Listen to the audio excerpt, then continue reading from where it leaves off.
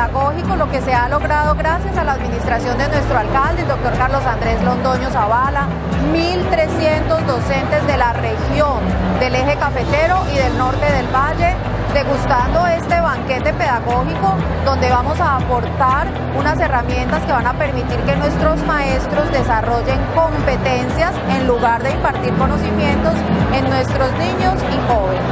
El doctor Julián de Zuviría tiene varios doctorados honoris causa de diferentes universidades de América Latina, ha sido el encargado de presentar el informe de educación ante la Organización de Naciones Unidas por Colombia, columnista de la revista semana.com, asesor de diferentes ministerios de educación de países de América Latina. Carlos Andrés Londoño Zavala, alcalde de Cartago, Cartago, ciudad-región. Muchísimas gracias, bienvenido nuevamente a Cartago. Ahora sí ya. Va a poder tener. Bueno, muy buenos días. ¿Cómo me les va? Bueno, es un gusto, como decía el afiche, es la primera vez, por lo tanto agradezco muchísimo a la Secretaria de Educación esta oportunidad de reflexionar con ustedes, y si tiene realmente muy buen sonido, estamos chequeando ahí para que esté la presentación. Vamos hoy a hablar a intentar contestar una pregunta. La pregunta, como decía el cartel, ¿a qué deberían ir los niños a la escuela? Que la podríamos formular de muchas maneras. ¿Qué sería muy grave que un alumno estuviera en una escuela y no lo desarrollara? ¿Qué cosas son esenciales? Por ejemplo, sería gravísimo que un niño ya joven, al culminar la escuela, no supiera el nombre de los ríos de África. Sería grave que no supiera los símbolos químicos. ¿O qué es realmente lo fundamental?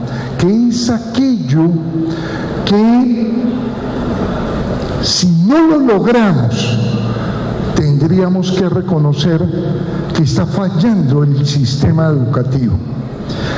Yo creo que uno viene al mundo a hacerse preguntas, y una de las preguntas que yo me he hecho y que de alguna manera han orientado mi vida es si la escuela sirve o no. Es si la escuela impacta o no a los estudiantes. Esa es la pregunta de mi vida. Cuando yo empecé, hace ya mucho tiempo, yo llevo 41 años de docente, empecé como maestro de una escuela pública en Bogotá. Y la pregunta que yo tenía en ese momento es parecida a esta. La pregunta era esta: ¿cambian los jóvenes sus estructuras de pensamiento asistiendo a la escuela? ¿Aprenden a pensar, a argumentar, a deducir, a formular una hipótesis o no? Si a mí me volvieran a invitar a Cartago, después de lo que voy a decir, si me volvieran a invitar y yo voy a aplicar a una prueba en todos los colegios y miráramos el nivel de argumentación que tienen los jóvenes y volviera un año después, ¿argumentan mejor o no?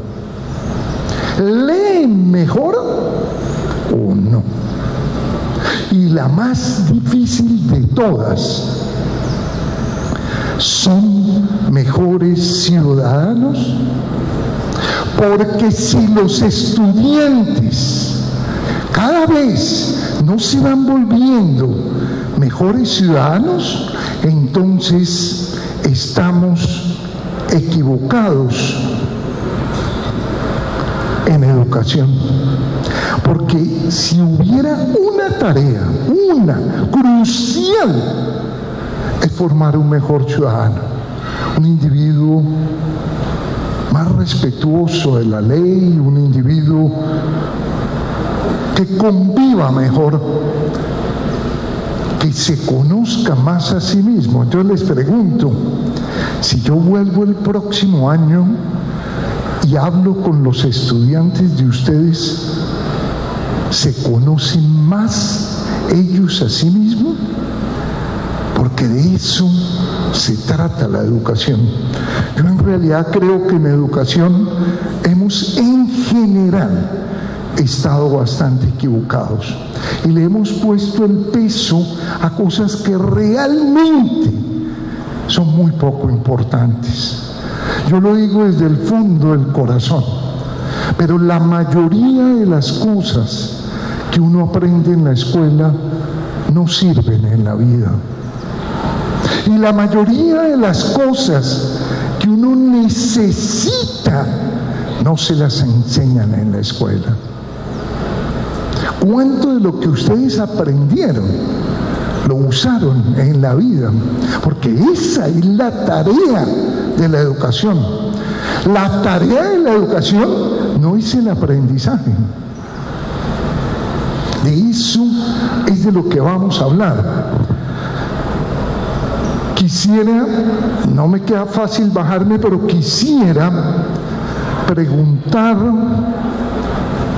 qué pena con la filmación, pero es que yo soy profesor, entonces un profesor va hablando de 100 alumnos en Colombia de 15 años.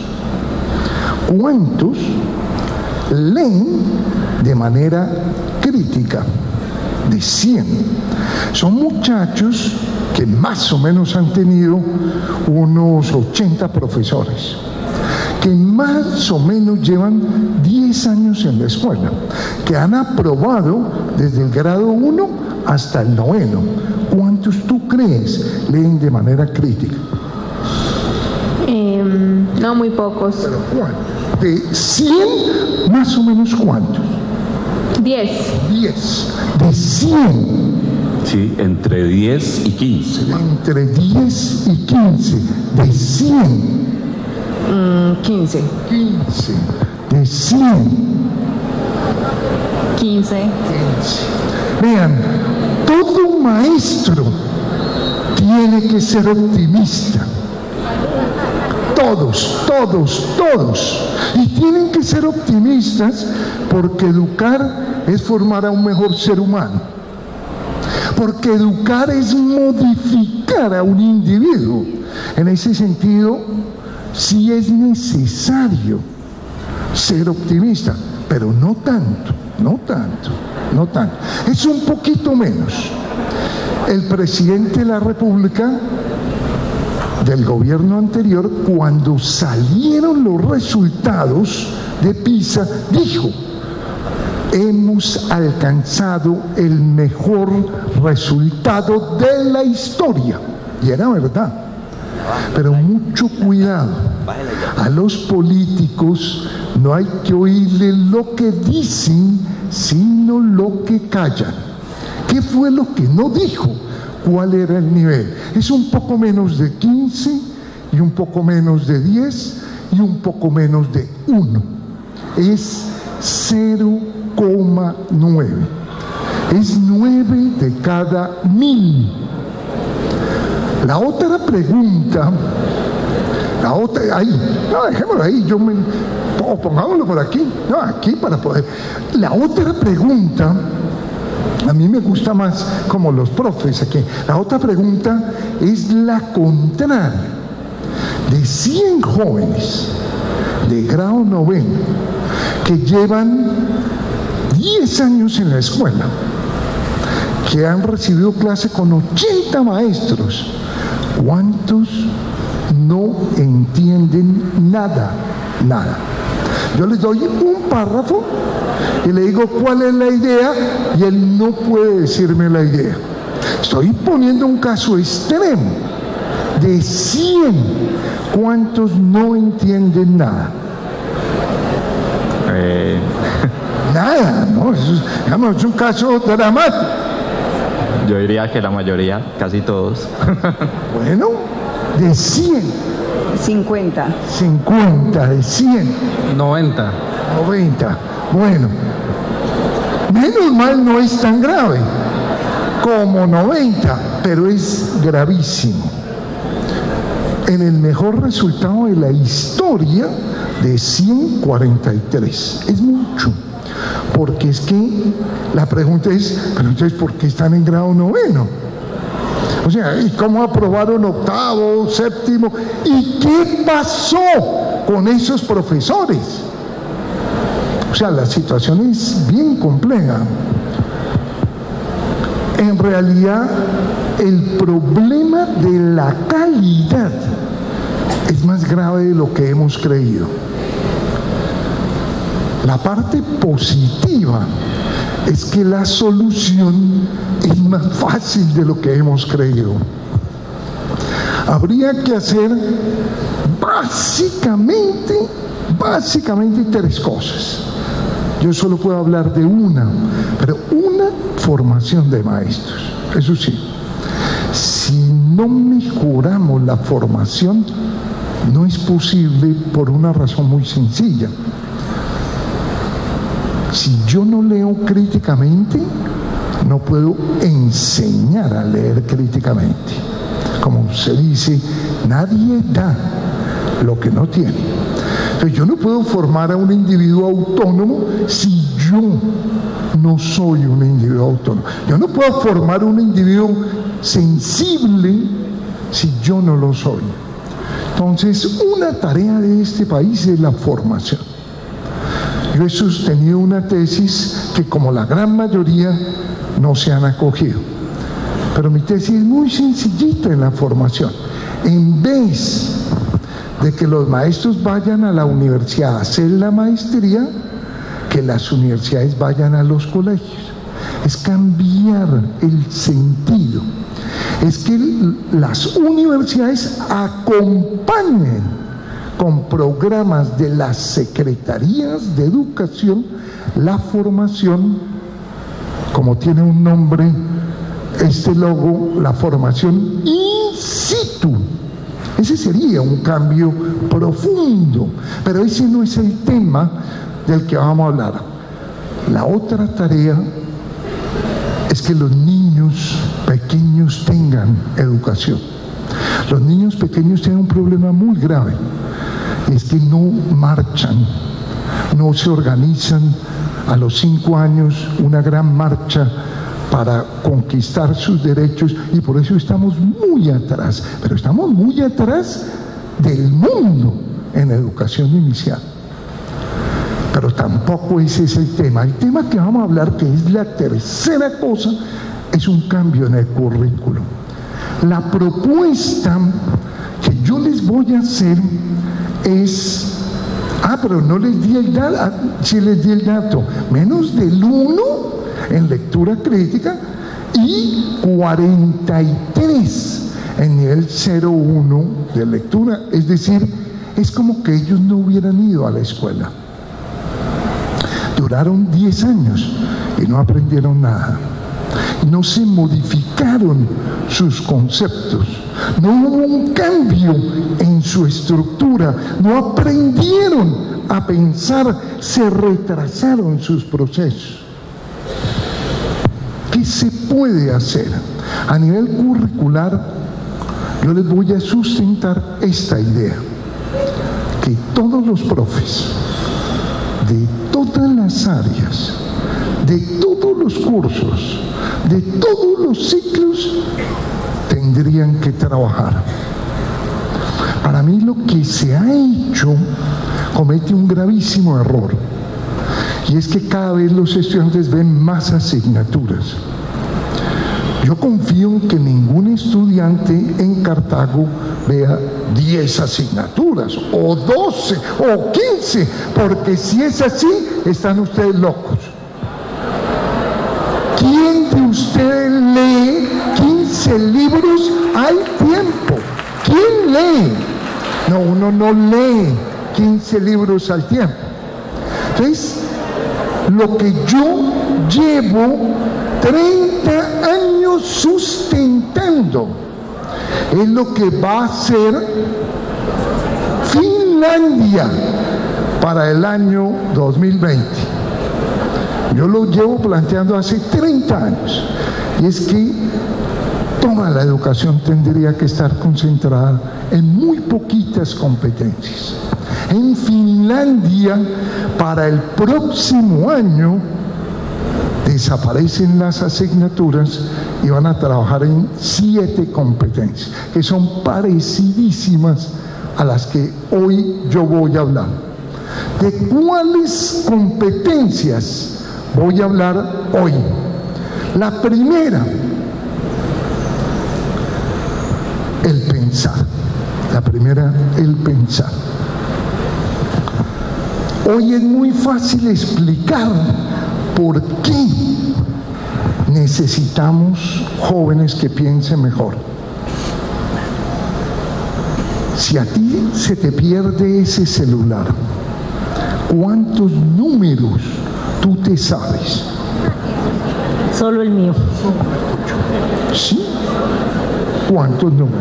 También, solo el mío. 1, 2. Incluso decir 3 es sospechoso. ¿Cuál es el tercero? Digámoslo, en general, uno se sabe 1, 2 en general. No están grabados aquí, pero ojo, esto no guarda información. El cerebro humano es muy malo para guardar información. Está equivocado el sistema. La información se guarda ahí, en esos aparaticos, o en lo que los ingenieros le pusieron un nombre lindísimo: la nube. ¿Dónde queda la nube? Ni idea, pero uno guarda ahí todo. La nube. Uno supone que allá, pero no. Supone por el nombre. En la nube, en los satélites, en estos aparaticos. Todo se va concentrando ahora en los celulares. Eso sí, todo va fluyendo en este periodo hacia allá.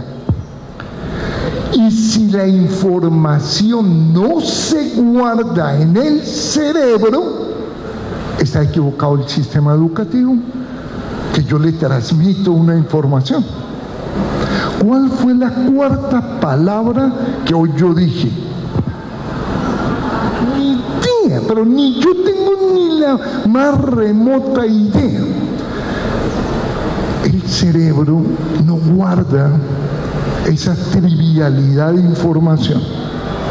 El cerebro se hizo para soñar, para crear, para formular preguntas, hipótesis, para enamorarnos, para bailar, para conquistar una amistad.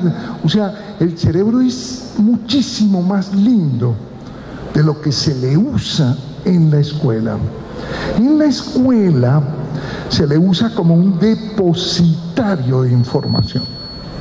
Y eso es tan absurdo, porque en ese caso deberían ir a la escuela las grabadoras y los niños irse a jugar. Sería mucho más pertinente.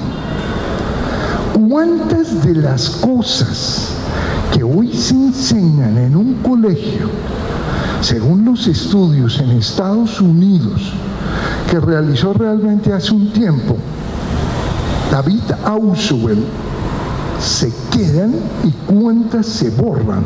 De 100, ¿cuántas se borran? Por ahí el 80%. Y el 80. De 100, ¿cuántas quedan? 40. 40.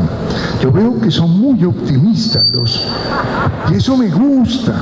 Este país necesita esperanza, este país necesita gente que crea, pero no tanto, no tanto, un poco menos. En realidad los estudios les llevaron a concluir que el 92% de los aprendizajes se borraban. Yo creo que es un poco más, para ser sincero. Si yo les hago a ustedes un examen de lo que aprendieron en tercero, cuarto, quinto de bachillerato, espero que se rajen, espero. Porque el cerebro no guarda de esa manera la información. Vean lo que les voy a decir. La información se sacó del cerebro humano. Construimos depósitos externos al cerebro para guardar la información. La red. Si el examen que cualquiera de ustedes le hace a sus estudiantes, yo le pedí permiso a la secretaria de Educación para aplicar una prueba, y esta misma pregunta se las hice ayer a todos los estudiantes. Si la pregunta que ustedes le colocan a sus estudiantes, yo la meto a la red, a Google, y sale la respuesta, es porque esa pregunta no es para pensar. Google no piensa. Google es un depósito de información. Las preguntas que tú haces, si yo las meto a Google, ¿salen la respuesta? Yo les pregunté eso a sus estudiantes y dudé en venir después de leer la respuesta. Pero aquí me tienen. No les digo que me dijeron, pero ustedes pueden inferir, ustedes saben. La pregunta que ustedes hacen, ¿sale exacto en Google? ¿Ustedes dejan sacar a sus estudiantes el libro en una evaluación? ¿El cuaderno en una evaluación? Si no, no es para pensar. Yo trabajo con niños de 5 a 18. Todos los muchachos presentan el examen, se lo entregan al profe, el profe lo revisa, se lo devuelve a cada uno, explica en el tablero con los muchachos en qué se equivocó la mayoría, qué contestaron bien, y después él se reúne con un compañero, sacan internet, sacan el libro, sacan el cuaderno y modifican el primer examen que había entregado. Eso lo llamamos nivel mediado por el profesor. Y después de que discute con el compañero, vuelve a entregar el examen. Y el examen que entrega el segundo es el único que se califica. ¿Eso qué quiere decir? Eso es lo que se llama una evaluación formativa. Lo que queremos es que los muchachos piensen mejor, aprendan. Nosotros le pusimos una H al término aprender para diferenciar aprender, que es lo que se hace en las escuelas, de aprender. ¿Cuánto de lo que enseñan queda? Hagan la prueba, pónganle un examen, recojan los resultados y pregunten la misma 2 meses después, 4 meses después, 6 meses después. Y si los resultados de sus estudiantes han bajado, es porque la calidad de los aprendizajes que ustedes logran es baja. Entonces, es muy sencillo el problema. No se trata de que los niños guarden información, Se trata de que los niños la procesen, la interpreten. En Internet están todos los datos, pero en Internet no está el pensamiento. En Internet no están los conceptos. En Internet está la información. De lo que se trataría la escuela es de aprender a interpretar, analizar, argumentar, y el currículo que hemos construido no nos sirve para eso. Si yo me aprendo los ríos, no aprendo a argumentar. Si yo me aprendo el presidente, las ramas, no aprendo a deducir. Si yo aprendo el nombre de las batallas, no aprendo a deducir. A deducir se requiere dos cosas: que el profe haga buenas deducciones y que en clase ponga problemas. Ejemplo, yo he sido profesor, yo tengo un principio en el Merani que solicito que se aplique en los distintos municipios, que es muy sencillo. Todo directivo, creo yo, todo directivo, por lo menos debería tener 2 horas de clase a la semana. Todos los rectores deberían tener 2 horas. Yo veo un grupito chiquito que no aplaude. Ya sé quiénes son los rectores.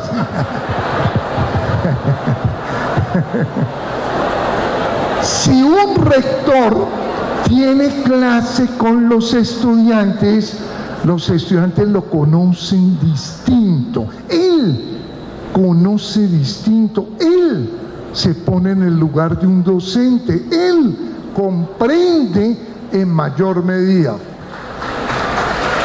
Por eso debería ser una norma en todo el país, todo el país. Yo he sido profe, yo soy profe, yo el lunes tengo clase, el martes tengo clase. Una de las materias ha sido, por ejemplo, y lo pongo como ejemplo, es una materia que llamamos pensamiento formal. Entonces yo me reúno con muchachos de 11 años cuando trabajé esa materia, ahora trabajo otra que se llama pensamiento argumentativo. Pero cuando era formal, entonces les hacía preguntas como esta: ¿qué pasaría si el tiempo marchara para atrás? No como lo conocemos, sino al revés. ¿Cambiaría la estructura ética de la sociedad?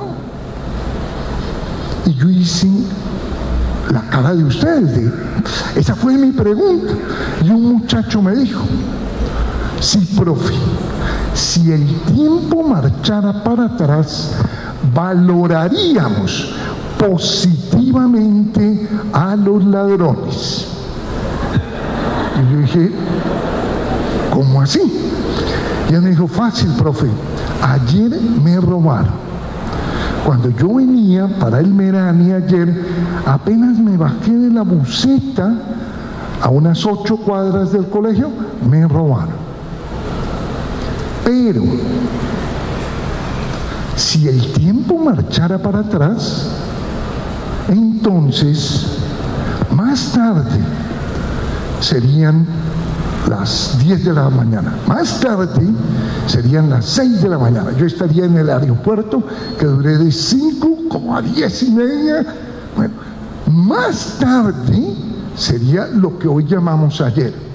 Y yo no me estaría bajando de una buseta, sino subiendo a una buseta.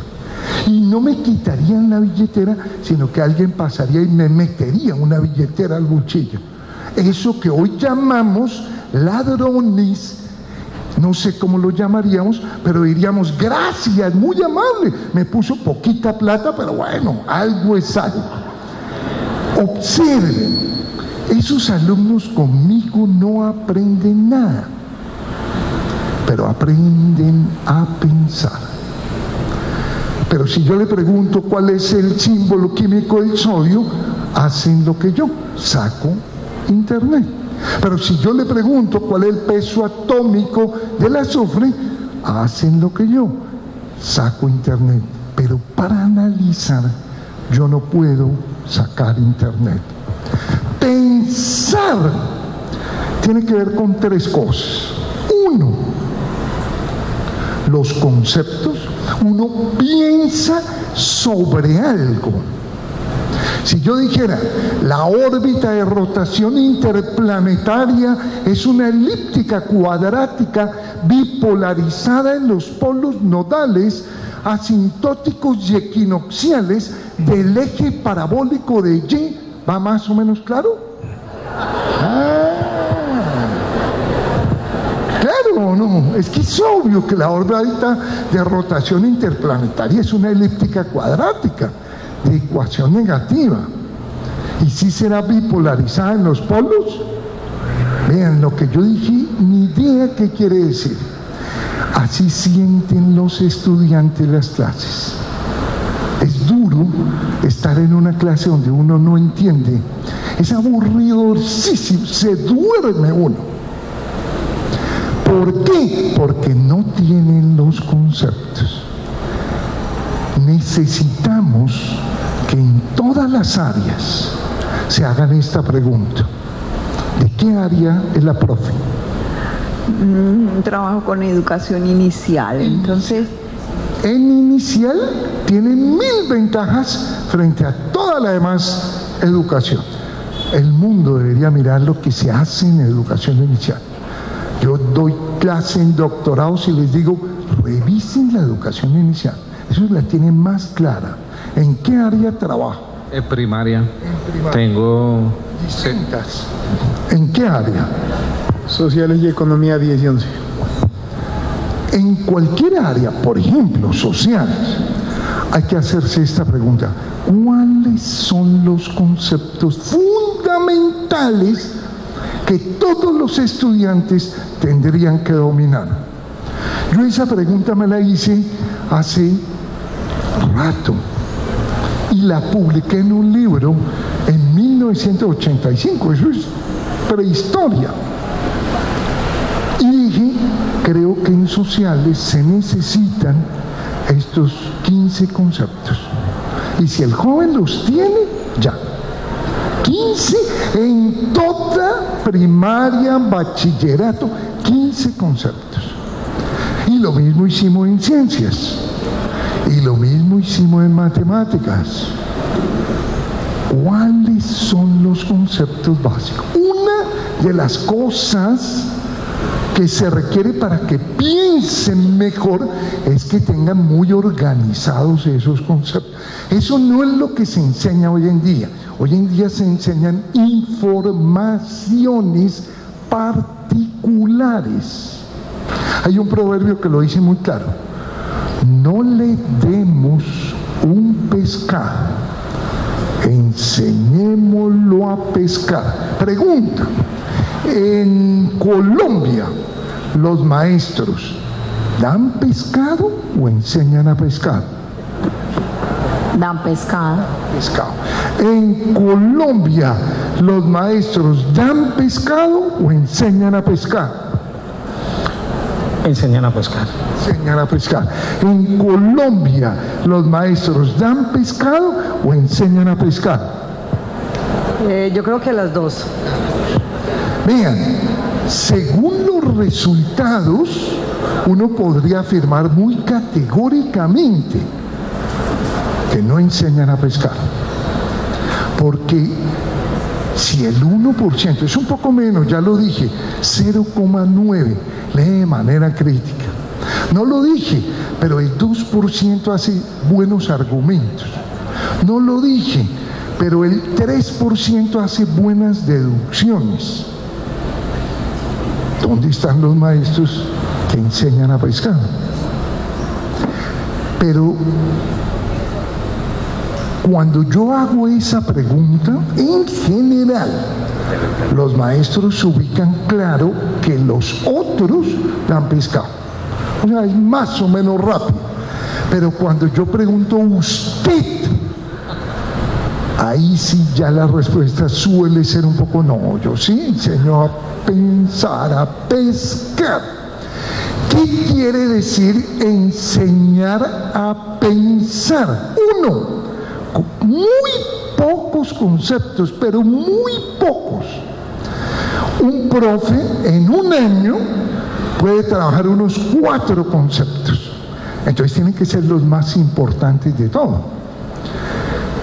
Muy pocos, pero los esenciales. ¿Qué le pasó a la educación? Lo contrario. Queremos enseñar 10.000 cosas, pero con un nivel de profundidad de 1 milímetro. Es bastante lo contrario. 2. No basta tener el concepto, hay que saber operar con él, hay que saber pensar con él, hay que saber utilizar el concepto. Eso es lo que hoy se llama competencias. La pelea de los maestros contra el concepto de competencia, desde mi perspectiva, está profundamente equivocada. Las competencias son una enorme oportunidad para cambiar la educación. Las 3 que yo voy a postular son competencias, pero no puedo desarrollar la idea de qué es una competencia. Puedo insistir que lo que necesitamos es que los jóvenes argumenten, y no van a aprender a argumentar con el currículo que hoy tenemos y con el modelo pedagógico que hoy tenemos. No pueden, no desarrollan.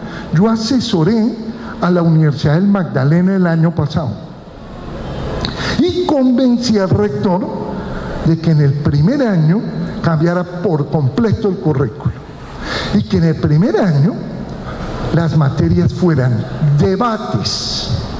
Y él me decía, ¿pero debates de qué? No, lo que quiera, eso no importa. Debates, el fracking sí o no, la campaña política, un candidato, otro. Debates. ¿Qué gana uno en un debate? Argumentación y contraargumentación. Las clases de las universidades tienen esta forma, son un auditorio. ¿Eso por qué pasa? Porque fueron hechas para que un profesor transmitiera informaciones. Las universidades no son espacios que hayan cambiado los modelos pedagógicos. El día que eso pase, ya no sirve un auditorio, sino necesitamos un espacio así, para que después de que habla el profe, discutan, pasan a mesas de trabajo, a debates. ¿Así hacen ustedes las clases? A mí me han dicho, siempre han dicho los maestros, que un problema crítico es el número de estudiantes. Yo he trabajado con 180 estudiantes a propósito, si hubiera una agüita así, 180 estudiantes en una universidad, por ejemplo en la Nacional, y dividido en 20 grupos, 10 grupos, y toda la clase apunta a debates.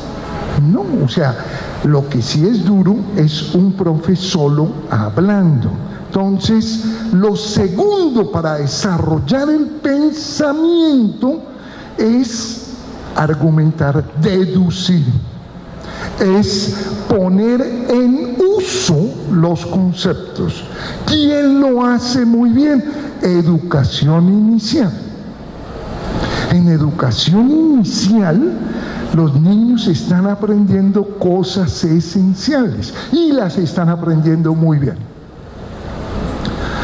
Los niños están aprendiendo conceptos claves, en este caso se llaman nociones, como arriba, abajo, dentro, fuera. Eso sí eso permanecerá toda la vida. Nunca un profe le va a preguntar, cuando el profesor Julián habló, ¿estaba el vaso arriba o abajo? No, eso es bastante bobo. Él está aprendiendo la noción, no la información, la noción, por lo tanto la puede usar en cualquier contexto. Cerca, lejos, alto, bajo. Bueno. Entonces necesitamos procesos de pensamiento que pongan ejemplos, que clasifiquen qué tienen en común esto con esto. Fíjense cómo educación inicial va muy bien. Eso se hace en inicial, pero llegan a primer grado y nos perdemos. Cristóbal Colón descubrió América en 1492 y eso sí ya no tiene nada que ver con conceptos. Ningún niño a los 7 años puede entender eso. Yo he hecho investigaciones y he visto preguntas de niños a las maestras que le dicen: perdón, profe, Colón descubrió en 1492, y le preguntan: ¿y usted lo conoció? Y las maestras se ponen bravísimas, bravísimas. Pero la pregunta es muy bonita. El niño no distingue entre hoy, ayer y antes de ayer y usa mañana fui. No tiene la noción de hoy y ayer, y la maestra le habla de 1492. No, pues ahí la que está mal es la maestra. Y lo tercero, pensar tiene que ver con 1, conceptos; 2, procesos de pensamiento; y 3, la metacognición. ¿Qué es? Es pensar sobre el pensamiento. Eso quiere decir que un profe que haga esta pregunta, yo les pido que levanten la mano, ¿quién tuvo un profesor que hiciera algo como esto? Un profe de matemática. No me resuelva el problema. Dígame 3 maneras distintas para resolverlo. Levanten la mano. Y miren el número de personas que levantó la mano. En un auditorio lleno, 3, 4, 5. Esa es la metacognición. La metacognición es el profe que diga: no me lean un libro, ni me lean rápido. Algún día llevaremos, no sé si a la cárcel, pero sí sancionaremos a los que impusieron la idea de la lectura rápida. La lectura, como la cocina y como el amor, son a fuego lento.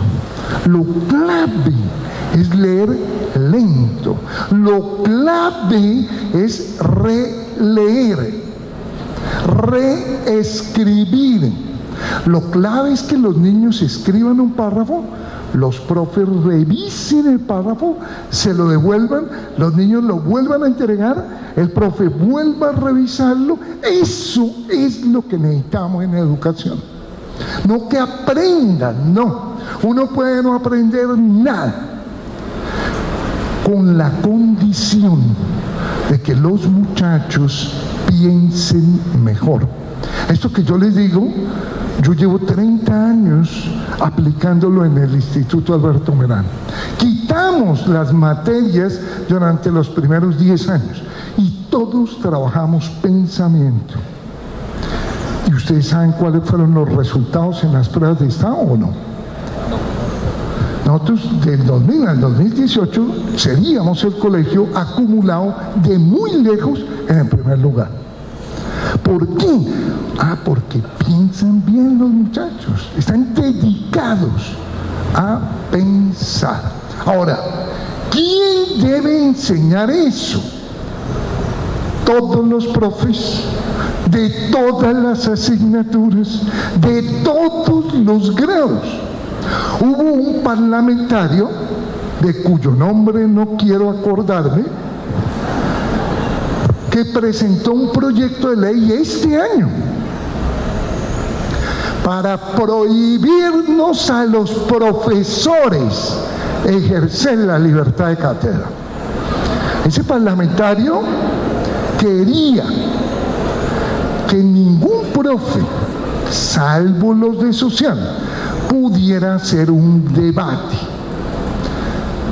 Y yo le decía a ese parlamentario en la televisión, su proyecto me ha gustado mucho para saber qué no hacer en educación, porque la educación es exactamente lo contrario. Lo que necesitamos es que todos los profes formulen, planteen, desarrollen debates. Es que así es como se desarrolla el pensamiento. Esa idea de ese parlamentario es tomada de grupos paramilitares que prohibieron el debate en las zonas. ¿Para qué? Para que haya una sola verdad. Y la educación es lo contrario. Ojalá los niños asistieran a colegios con religiones distintas. Ojalá los niños asistieran a los colegios con ideologías distintas, con clases sociales distintas, con razas, etnias distintas, porque el desarrollo se da a partir de la diversidad. Por eso es equivocado que en primero haya una profe, que en segundo una profe, que en tercero una profe, y es mucho más adecuado que haya varios profes en primero, varios profes, porque así se desarrolla más el individuo. Entonces se equivocó ese parlamentario. ¿Sí se recuerdan el nombre? Pero no lo digan por sanción, ¿no? Tampoco lo digan por sanción, pero no digan que es Edward Rodríguez. Sí. Quiso limitar el debate y ahora nos quieren prohibir los celulares, cuando lo que hay que hacer es enseñar a usarlo. O sea, la educación no funciona bajo la idea de que yo escondo la cabeza ante el problema y entonces se resuelve el problema.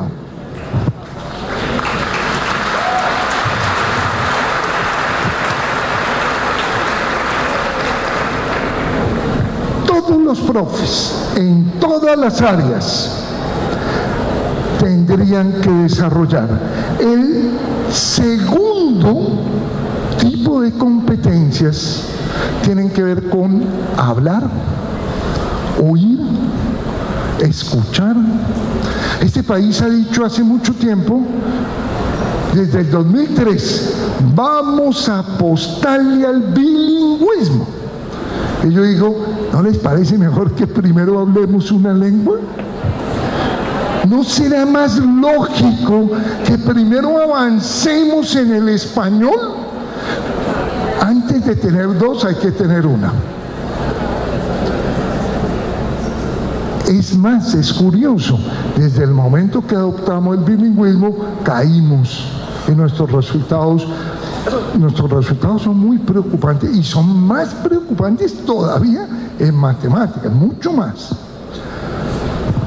Vean, un niño que aprende a leer es otro niño.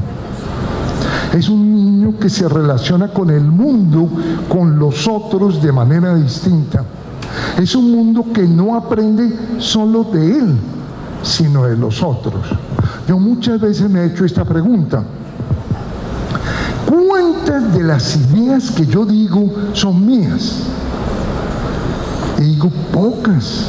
He podido escribir 500 artículos, dar 1000, 2000 conferencias, y creo que son pocas.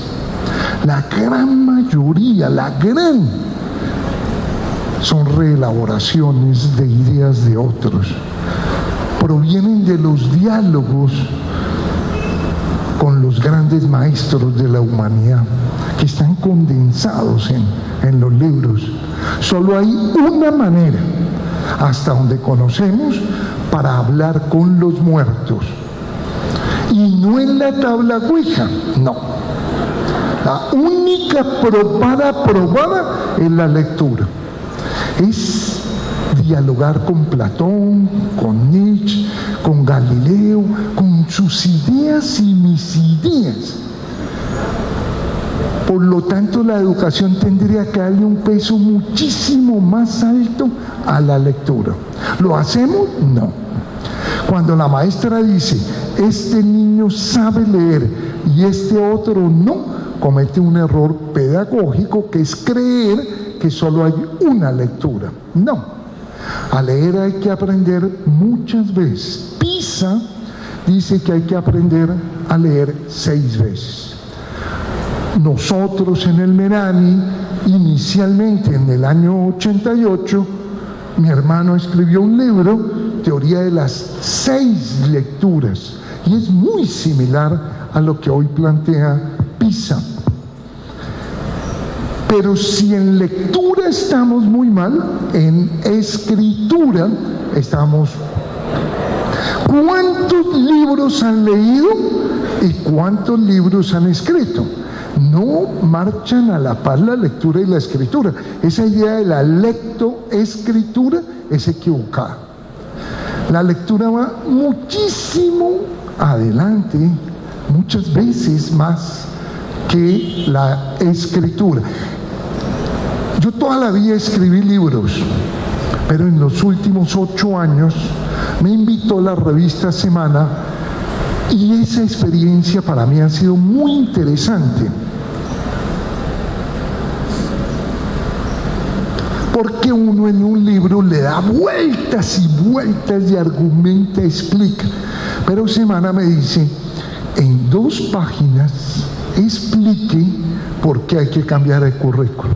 Y eso es difícil. En 2 páginas explique por qué los maestros, lo que se haga con los maestros en un país determina el desarrollo de ese país.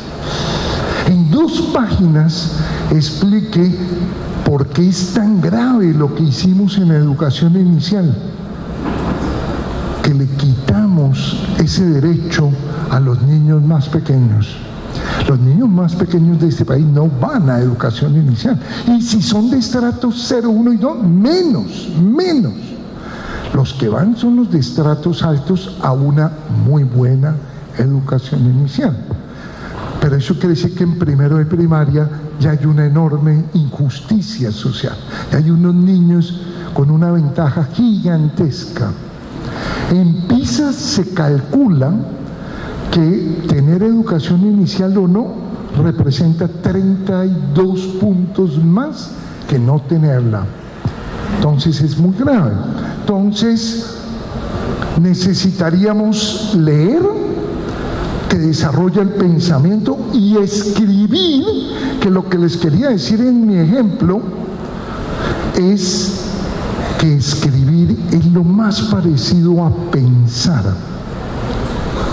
Ojalá sus alumnos no escriban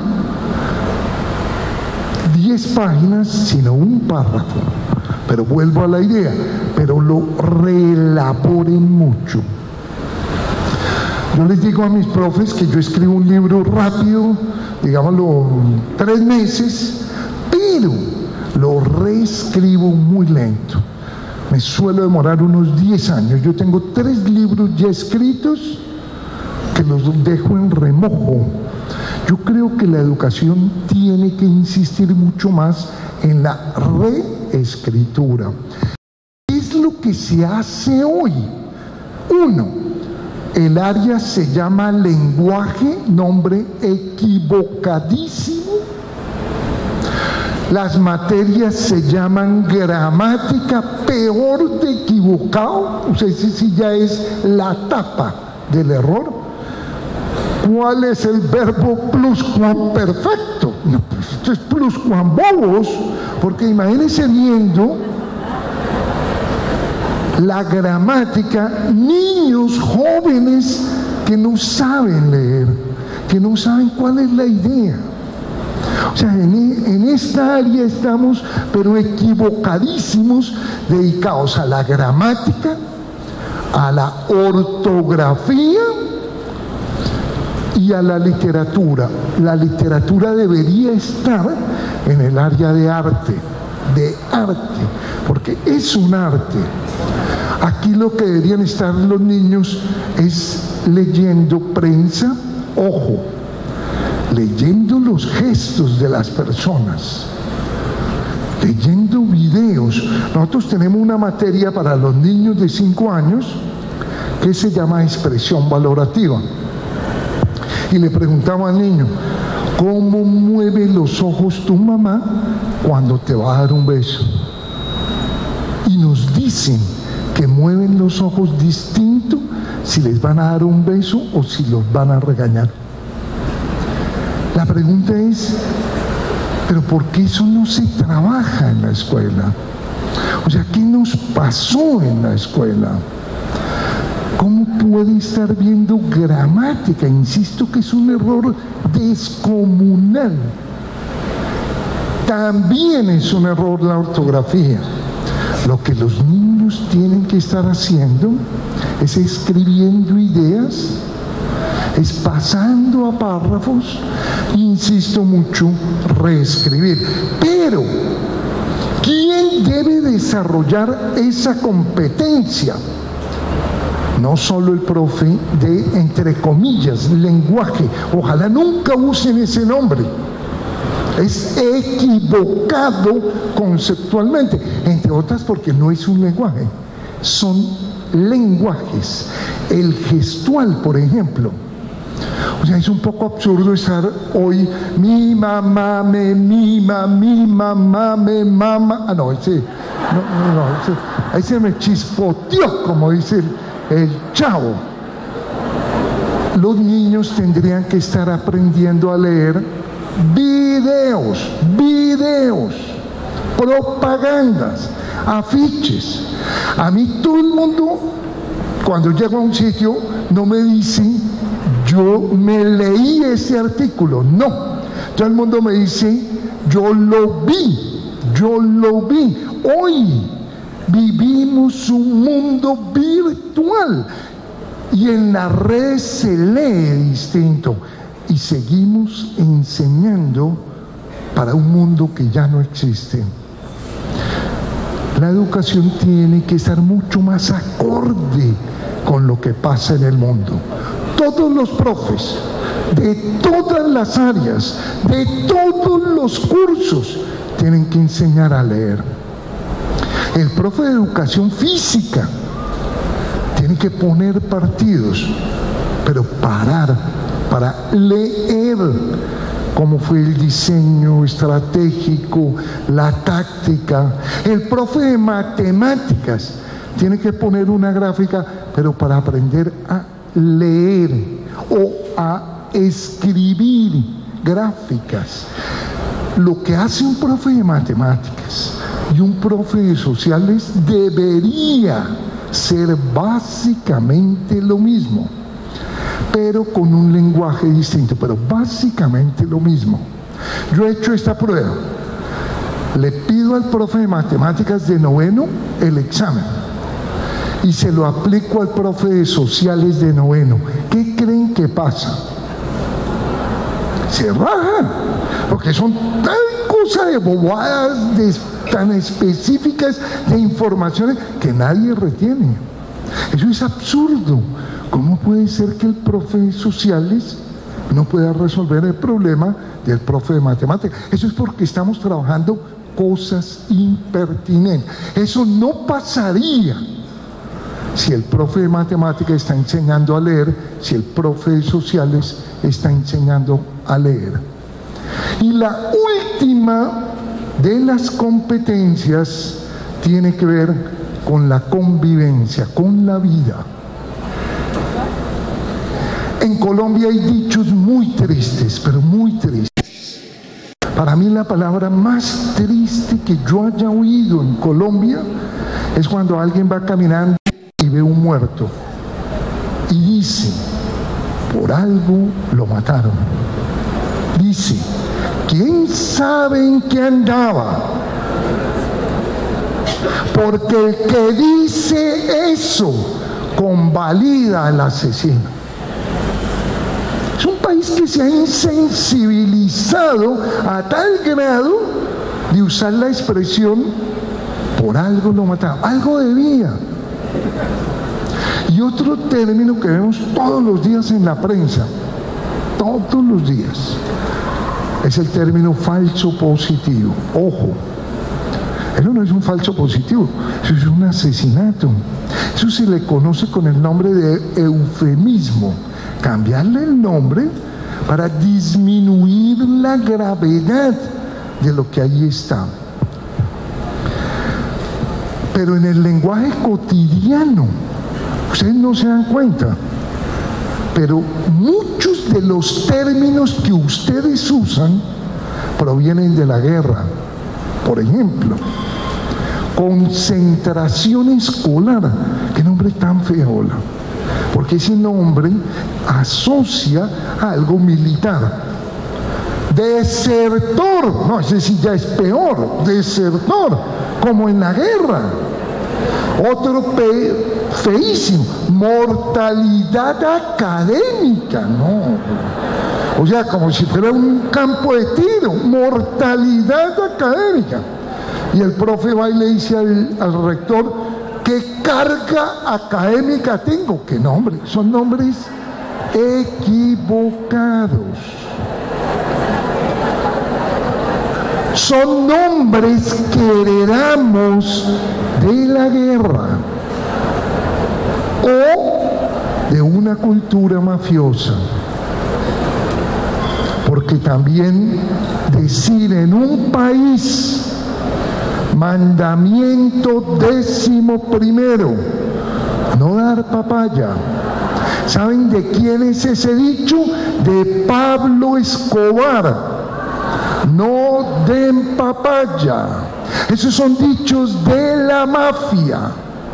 A papaya puesta, papaya partida, de la mafia, incorporados en una cultura del atajo que ha marcado esta sociedad. Por eso le ha quedado tan difícil resolver el problema de la guerra.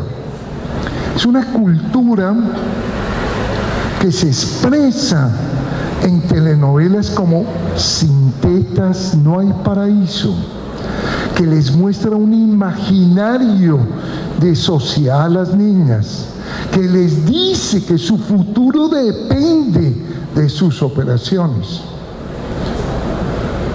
Llega el hijo a la casa y le dice al papá, papi, hoy me robaron el celular.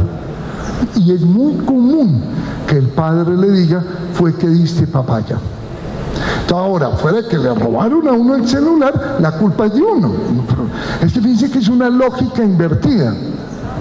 Las personas que se cuelan, van carros, y un carro sale, se cuela y se mete, cree que es más inteligente.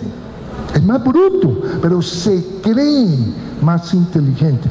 El que le roba la educación al pueblo mediante sistemas de corrupción, le quitan la salud y la educación, creen que son inteligentes. Vean, el problema de la guerra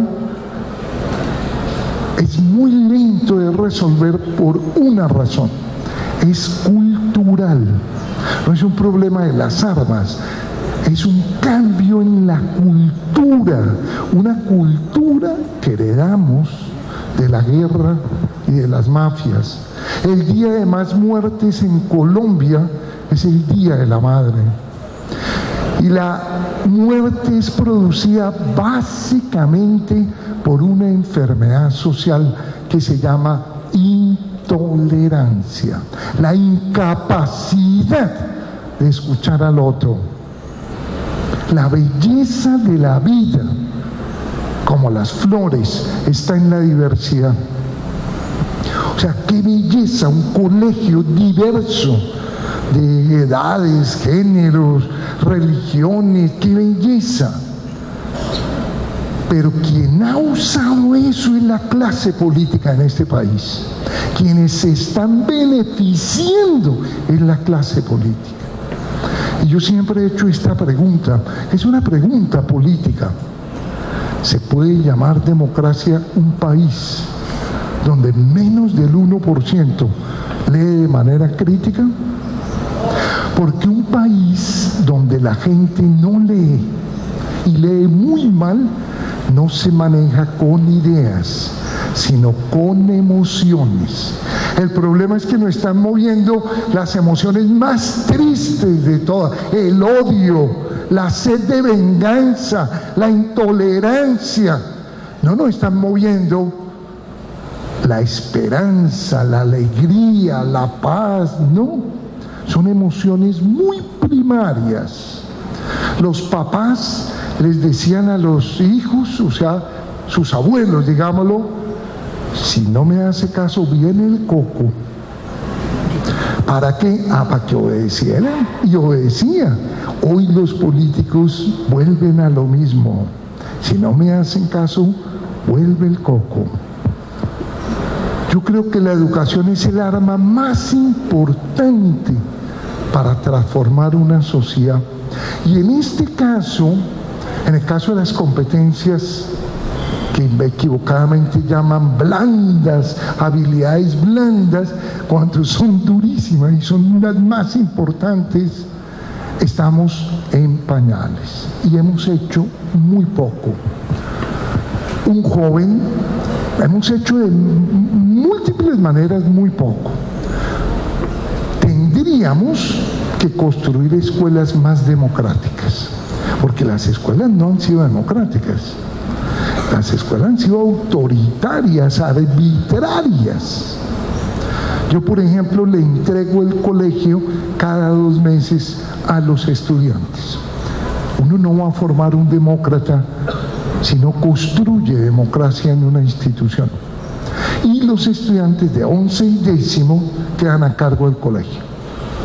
Y ellos trabajan lo que ellos quieran, lo discutimos, lo miramos, yo los oriento, todo, pero finalmente ellos dirigen. El año pasado queda el colegio a cargo de ellos. El año pasado yo salí y le pregunté a un niño de 5 años, bueno, ¿cómo les fue hoy en la jornada pedagógica? Así la llamamos. Es decir, que el colegio queda a cargo de los de 11. Y él se quedó mirándome y me dijo, ¿sabe qué? Mejor que con ustedes. Y yo estoy seguro que él tiene la razón. Vean, desaparece el bullying. Ustedes se van a impresionar. Desaparece el bullying con 2 medidas. Esa, porque el estudiante de 11 se vuelve cuidador, se vuelve el hermano mayor, acompaña, se vuelve el profesor. Entonces no va a dejar que nadie lo atropelle. Y todo niño pequeño, cuando llega a la institución, tiene un hermano mayor. Y es un muchacho de grado 11 que lo acompaña, lo apoya. Bueno, esas 2 medidas desaparecen el bullying en una institución educativa. Hay muchas cosas por cambiar desde el punto de vista de la institución. Hay muchas cosas haciendo actividades. Por ejemplo, nosotros tenemos un currículo en el grado 1, 2, 3, 4 de trabajo de competencias éticas desde hace 30 años. Incluso una vez fue un inspector del ministerio en el año 89, el único que fue, Alberani, y me dijo, Julián, hay una queja contra ustedes. Le dije, ¿cuál? Que ustedes, para promover de grado, tienen en cuenta la autonomía y la solidaridad. Le dije, ¿y cuál es el problema? Él me dijo que eso no se puede. Le dije, hombre, ya que usted vino, yo quiero poner una queja contra el Ministerio de Educación. ¿Por qué para promover a un estudiante de grado no tiene en cuenta la autonomía o la solidaridad? Si el papel de la educación es formar mejores seres humanos, es obvio que tendríamos que evaluar eso en los niños. Yo llevo 30 años evaluando autonomía, solidaridad, interés por el conocimiento. Un día al año, los niños le escriben un mensaje a quien quieran. Es un mensaje afectivo, lo llamamos el día del afecto, los niños lo llaman el día de los corazones. Es un día que es totalmente imposible dar clase porque el colegio está cargado emocionalmente. La semana anterior tampoco se puede dar clase porque los estudiantes están escribiendo todos sus mensajes. Con 900 alumnos, ¿cuántos mensajes tú crees que circulan? 20.000. Bueno, circulan 50, 60.000 mensajes. Y uno sale y ve a los niños con su bolsita de mensajes, abrazando uno al otro, seguramente gracias, nunca había pensado que tú... Algo así, ¿no? Es lo que uno lee. Pero después de ese día los niños son mejores seres humanos. Hay un niño de un nivel de agresividad altísimo, un niño de los más agresivos que yo haya visto, que entró a mi oficina. A cada niño se le da la bolsa con los mensajes que le enviaron, y todo eso lo organizan los muchachos. Y él entró a mi oficina con una bolsita y me dijo: Julián, yo creí que a mí nadie me quería, pero yo ya sé que hay 6 profes y 5 estudiantes que sí me quieren. Ese niño cambió ese día, cambió. O sea, es impresionante lo que un buen proceso de mediación puede generar de cambio. Todas las materias en el Merani, todas, tienen que tener un propósito de tipo ético. Todas. Si no lo tienen, se cancela la asignatura. La propuesta que yo le he hecho al país es: si educar es formar mejores seres humanos, necesitamos que el profe de educación física trabaje competencias éticas. Ejemplo, supongamos que me vuelvan a invitar a Cartago, supongamos, y yo voy a un torneo de fútbol de un colegio, o no, de todo el municipio, pero es un torneo intercolegial, y que hay un árbitro y pita un penalti equivocadamente. No hubo penalti, pero él se equivocó. Pregunto: los estudiantes de su colegio, si quedaron favorecidos con el penalti, se levantan y dicen: no lo cobro, ¿usted se equivocó, árbitro? No. ¿Qué hacen?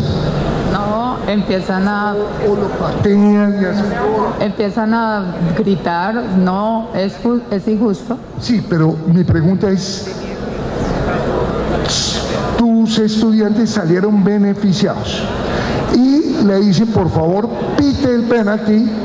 Tu estudiante dice: no, yo no lo pateo porque se equivocó el árbitro. No lo hace. Entonces estamos fracasados. Vean, entonces, ¿qué es la educación? Pues eso no tiene sentido, que en un colegio, si el árbitro se equivoca, los estudiantes, yo les puedo asegurar que si hago esta pregunta, bueno, levanten la mano, ¿cuántos creen que sí patean el penalti, aunque saben que se equivocaron? Levanten la mano. Sí, vean. O sea, ¿qué quiero llamar la atención? El problema no son los estudiantes, somos nosotros que no mediamos eso. Claro, si el profe de educación física le da un balón, es obvio que él haga eso, pero la tarea de la educación es otra. ¿Por qué no la logramos? Porque estamos dedicados a trivialidades.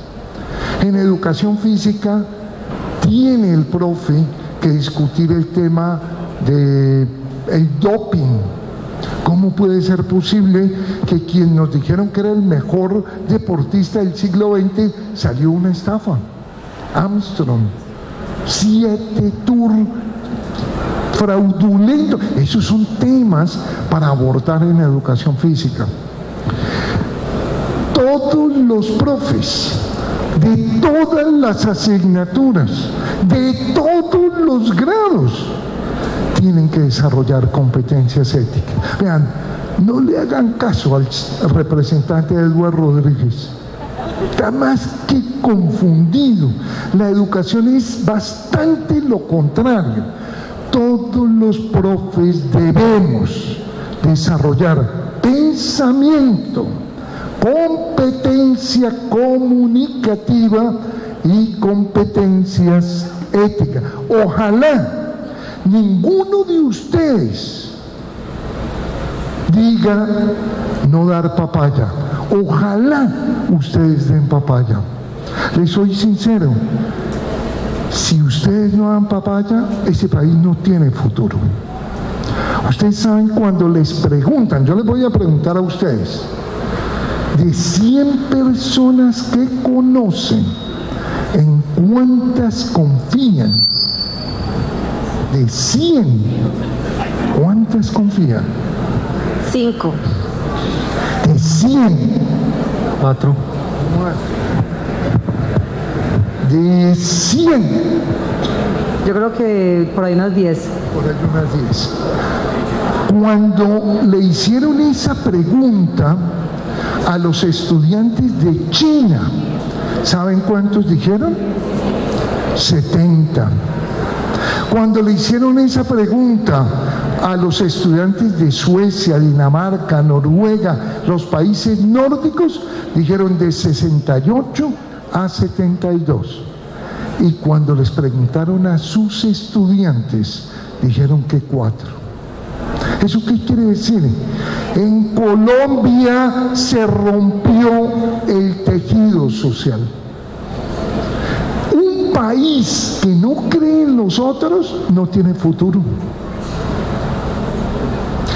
En ese país no podrá haber trabajo en equipo. En ese país no podrá haber un proyecto nacional. Nada lo puede unir.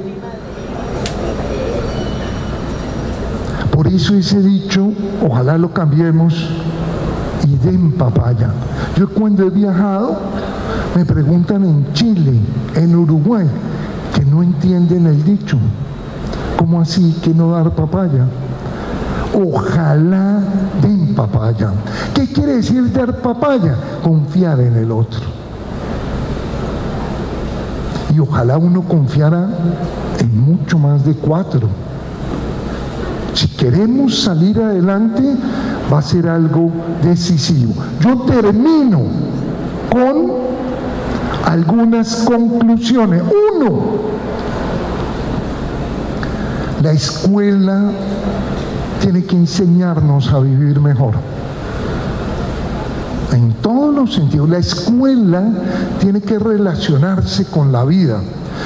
Hay una pregunta que suelen hacer los estudiantes, por ejemplo, es muy común que la hagan en matemáticas. Perdón, profe, ¿y esto que estamos viendo para qué sirve? Yo les pido el favor que la próxima vez que alguien le haga esa pregunta, ustedes paren la clase para aplaudirlo. Ese muchacho se está haciendo la pregunta más importante de toda la pedagogía.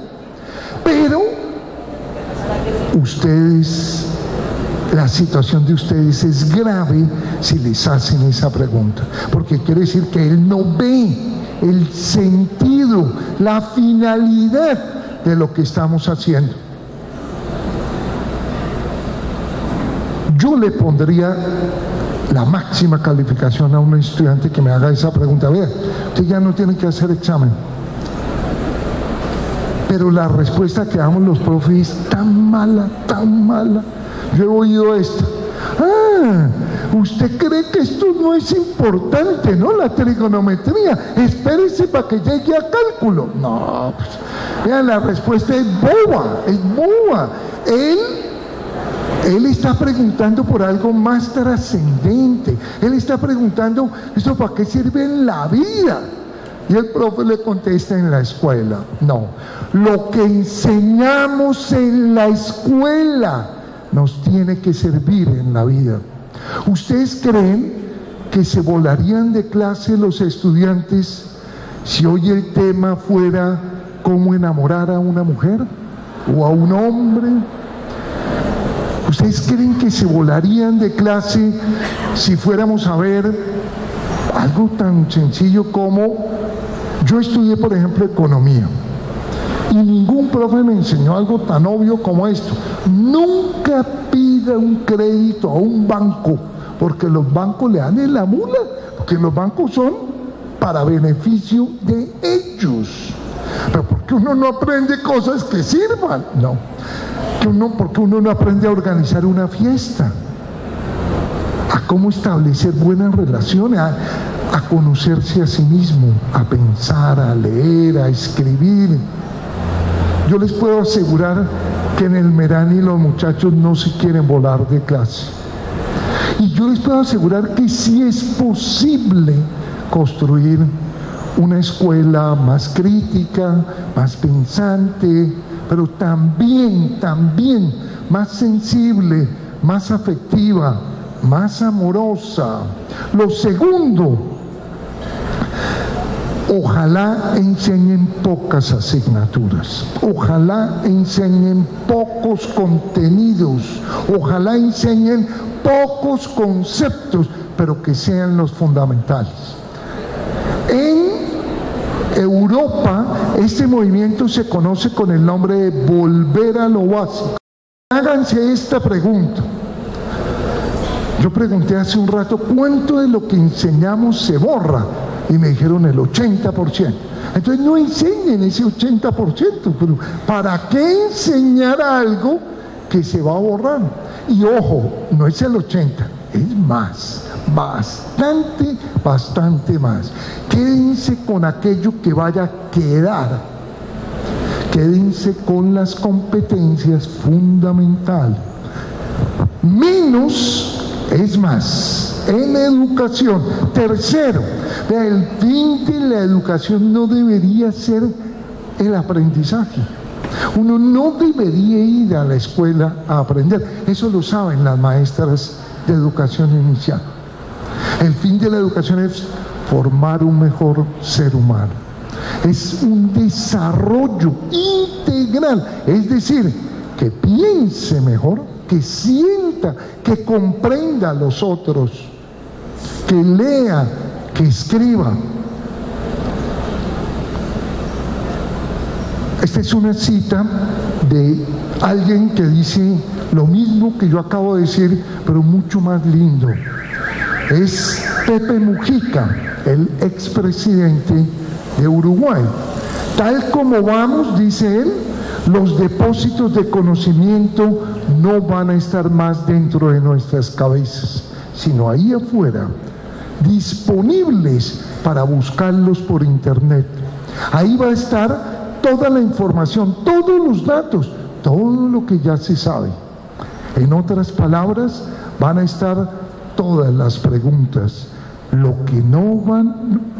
todas las respuestas, lo que no van a estar son todas las preguntas. Uno debería ir a la educación a hacerle preguntas a la vida y no a escuchar respuestas a preguntas que quién sabe quién y cuándo formuló. Y lo que fue el eje de mi charla de hoy, todos los profes, por eso son competencias transversales, porque son todos los profes, porque son en todas las áreas, porque son en todos los cursos. Todos tienen que enseñarnos a pensar, a convivir y a comunicarnos. Yo quiero terminar con dos cosas, para ver si estará aquí. No. Yo quiero terminar con un texto y quería terminar con una canción, pero voy a chequear a ver, el texto lo leo. Es un texto de alguien que cree, tal vez aquí no está la canción, Puedo buscarla.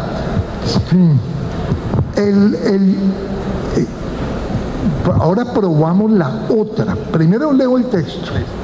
El texto dice así: es alguien como yo que cree poco en esta escuela, pero que vivió una situación mucho más triste, mucho más dura, que es la situación de alguien que vivió en un campo de concentración. Y le quiere hacer estas preguntas. Y dice así: querido profesor de Cartago y de los municipios que hoy están aquí participando en este evento, soy una sobreviviente de un campo de concentración. Mis ojos vieron lo que ningún ser humano debería testimoniar: cámaras de gas construidas por ingenieros ilustres, niños envenenados por médicos altamente especializados, recién nacidos asesinados por enfermeras diplomadas, mujeres y bebés quemados por personas formadas en normales, escuelas, colegios, liceos y universidades. Por eso, querido profesor, tengo serias dudas acerca de la educación y le ruego ayude a sus estudiantes a volverse humanos.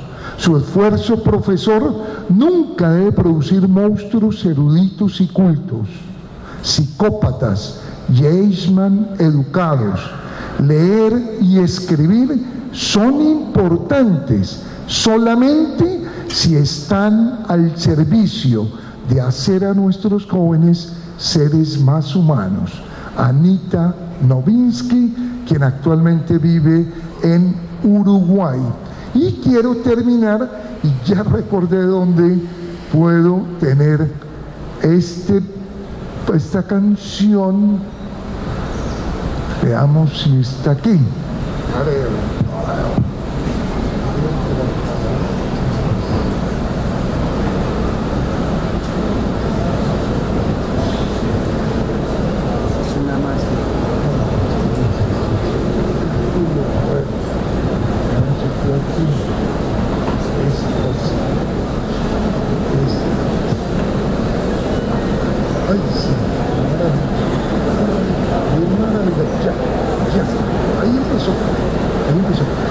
Esta es una canción que hicieron los niños y profes del Instituto Alberto Merani en una jornada que convocamos invitando a los colegios a promover la reconciliación.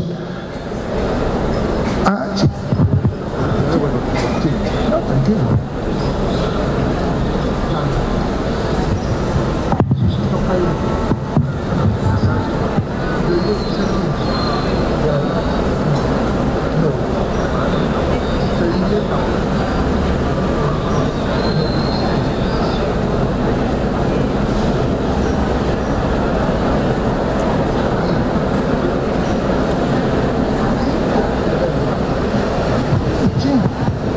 Pero es que suena mucho mejor ahí, dale, sí.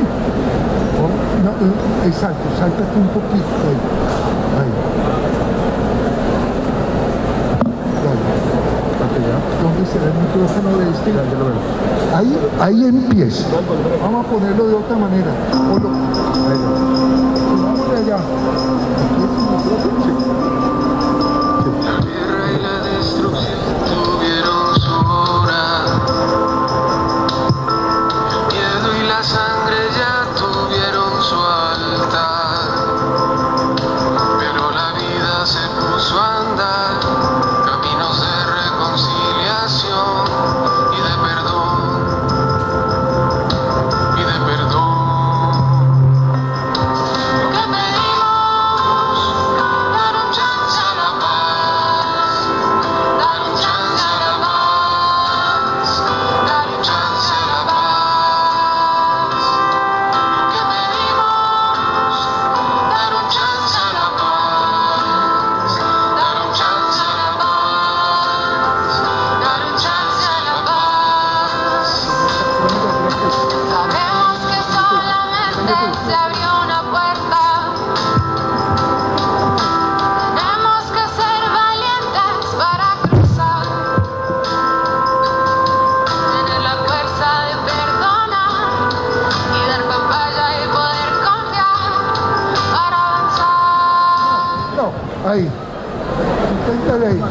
¿Dónde?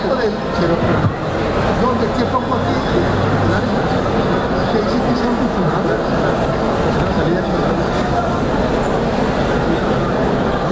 ¿Ya?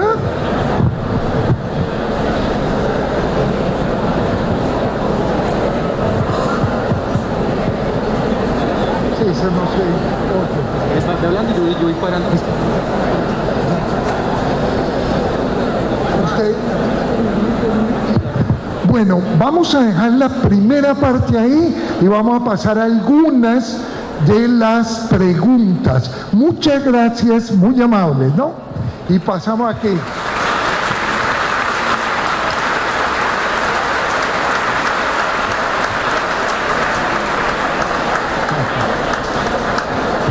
Busquen. ¿Qué? ¿Cómo? ¿Sí?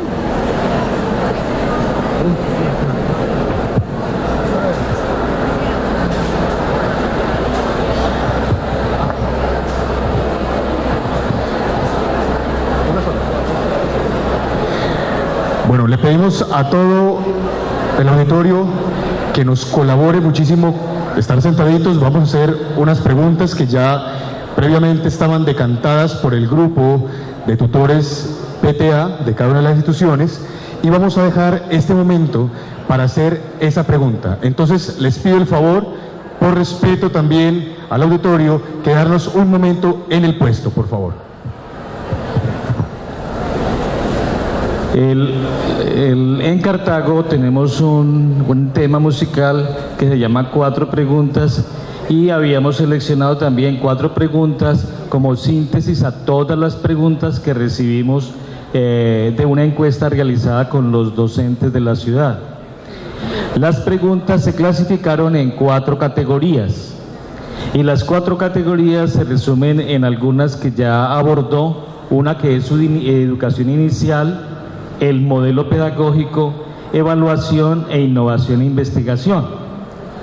Quisiéramos, doctor Julián, que al menos tomar una que causa mucha dificultad, tanto de la Secretaría de Educación por la cantidad de quejas que presentan los padres de familia, por dificultades que también ven los mismos rectores en relación con la evaluación y la dificultad que están centrada en muchos docentes que todavía, aunque teóricamente estén bajo el modelo de una evaluación que sea de tipo formativo, en la práctica están realizando evaluación que es tradicional, y estudiantes que están siendo calificados y pierden el curso con 2,9.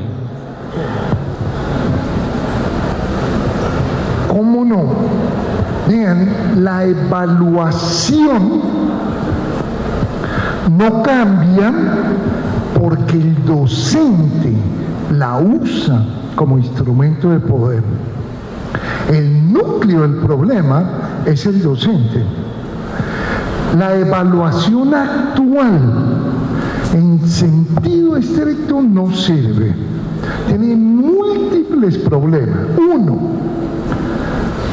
deja de lado el corazón, el afecto, las emociones, las competencias éticas, las emocionales. ¿Qué le pasó a la escuela?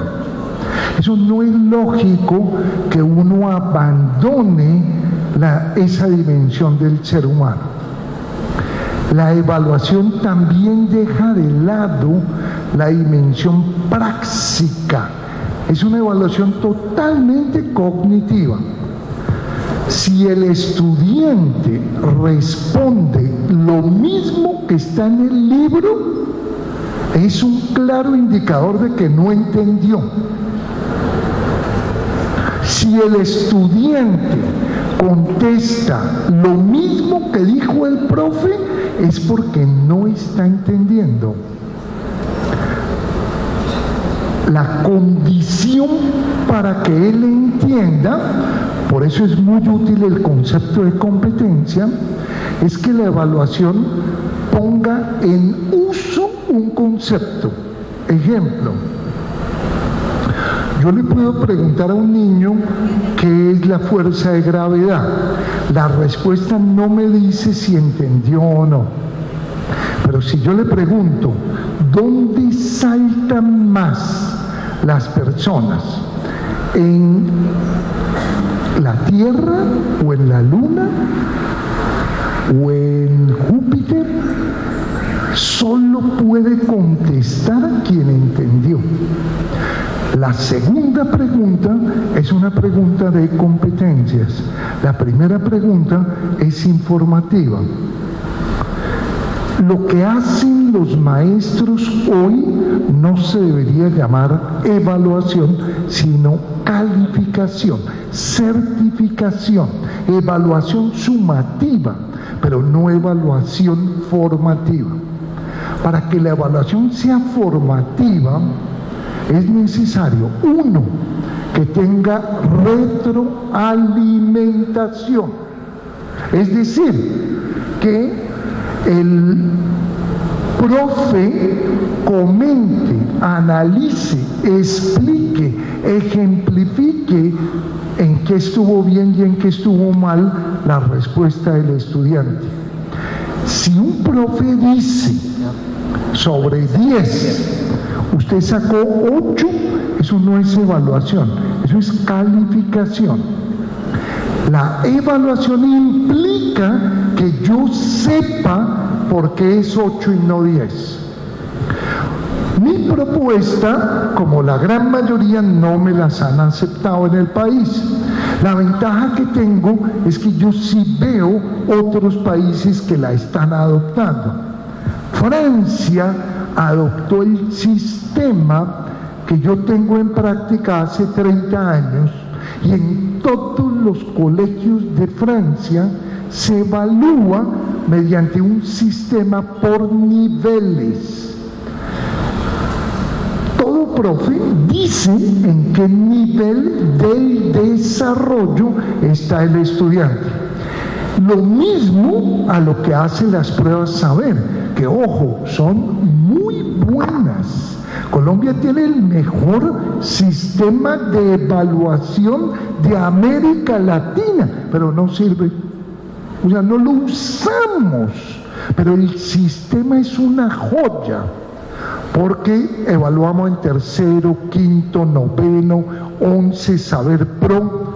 Yo estoy peleando, otra de mis peleas es que a las universidades no las evalúen por saber pro, sino por valor agregado. Es decir, que al saber pro le quiten el saber 11. Porque decir que la Universidad de los Andes es la mejor porque tiene el saber pro más alto es igual a que yo dijera en una carrera de 10 kilómetros usted llegó primero. Sí, pero es que usted salió hace 1 kilómetro mientras que estos otros salieron 8 kilómetros atrás. Eso no es justo. Entonces yo por eso he pedido que sea valor agregado. ¿Dónde llegó y dónde está? El sistema que yo he propuesto de evaluación es un sistema por niveles del desarrollo, como PISA o como las pruebas saber. Mientras que el sistema que hoy hay es de calificación. Un ejemplo muy sencillo. Si ustedes califican sobre 10, si 2 estudiantes sacan 5 por motivos distintos, ese sistema no sirve. Porque yo sé que me falta la mitad, pero no sé cuál mitad. Ustedes lo que están haciendo es calificando. ¿Cuál sería mi recomendación? Primero, que evalúen más dimensiones, no solo la cognitiva. Esa es mi primera recomendación. Que también evalúen cómo está la solidaridad de los niños. Que también evalúen si los niños son autónomos o no. Que también evalúen si los niños están interesados por el conocer o no. Es decir, como hacen en educación inicial. En educación inicial va el papá y la maestra le dice, mira, yo estoy preocupada, tu hijo no habla con los demás. Qué maravilla que así sea la evaluación, porque el ser humano no se reduce a la cabeza. Entonces tiene que ser una evaluación más integral. Y dos, que aspiren a una evaluación por niveles del desarrollo. Para hacer eso, todo profe tiene que hacerse esta pregunta: ¿qué es el nivel 1 del concepto que yo estoy trabajando, y qué es el nivel 2, y qué es el nivel 3, y qué es el 4? Eso es lo que hizo PISA y eso es lo que hizo las pruebas. A ver, yo les digo, el ICFES está muy adelante en Colombia, están haciendo cosas muy bonitas, están, por ejemplo, evaluando competencias ciudadanas, y los maestros seguimos criticando. No, ellos están haciendo algo bien difícil, que es evaluar las competencias ciudadanas de unos muchachos que no conocen. Y ustedes que los tienen ahí, que los ven todos los días, yo como evalúo, por ejemplo, solidaridad, les hago preguntas a los compañeros. Hacemos estas 4 preguntas, les dicen cómo es la estructura de cada grupo. Estas 4 preguntas, con esto termino la idea de evaluación. 1, dígame 3 compañeros que usted invitaría a una fiesta a su casa. 2, dígame 3 compañeros que usted no invitaría a una fiesta a su casa.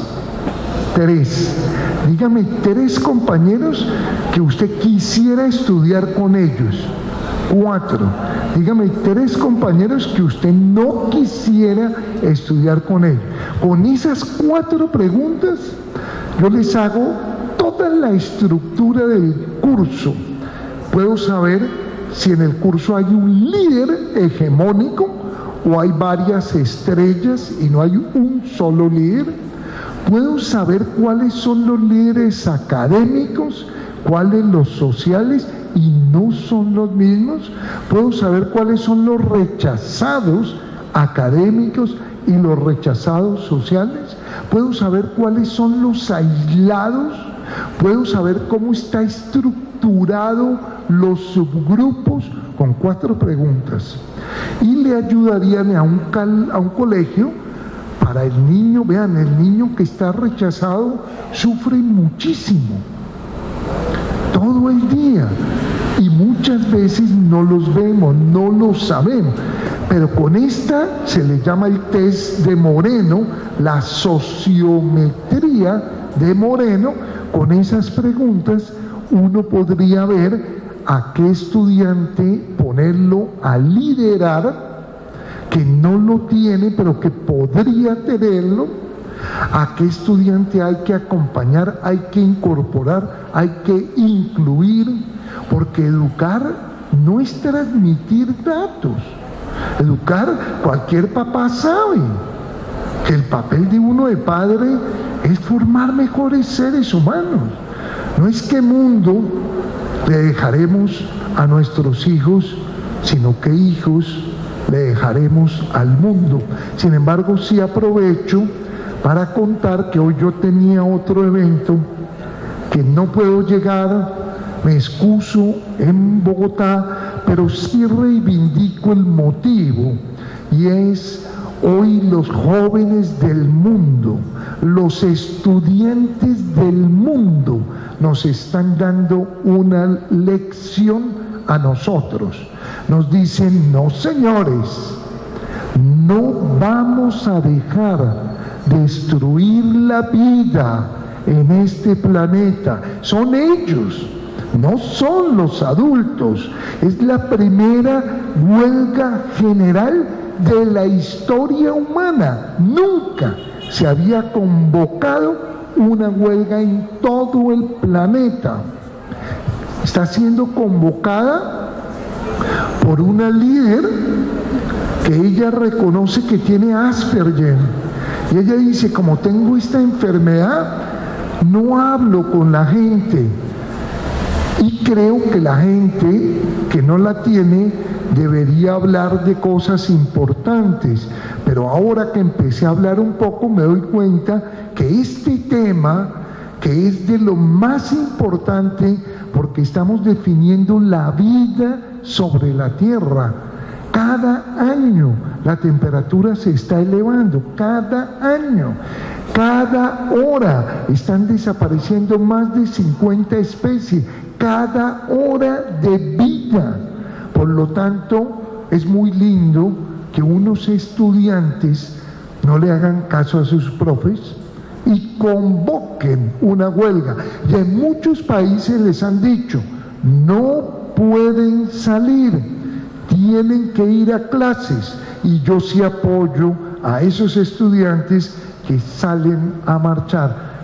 Entre todos podemos cambiar el planeta, para bien o para mal. Es lo bonito de esa huelga. Fuerte el aplauso para el doctor Zuviría. Creo que se merece que estemos de pie, por favor, y todos le demos un fuerte aplauso, que se den cuenta que Cartago le abre las puertas a este gran maestro de la educación en Colombia. Fuerte aplauso para el doctor.